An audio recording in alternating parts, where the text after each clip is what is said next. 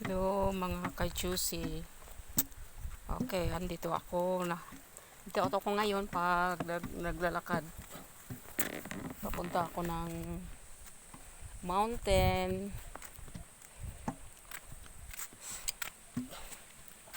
Siguro mga 2 oras ang paglalakad ko papunta doon.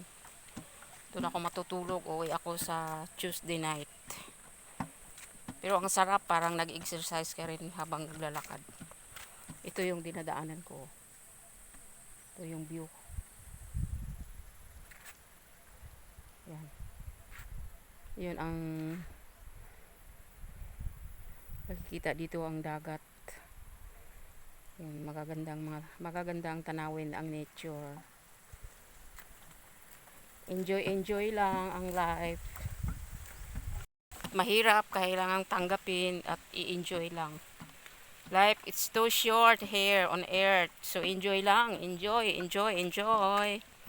God bless us all. Salamat sa papanunod nyo. Sana i-subscribe nyo ang channel ko. Oh, hihingal ako. Nakakapagod. Pero masaya. Salamat. God bless us all.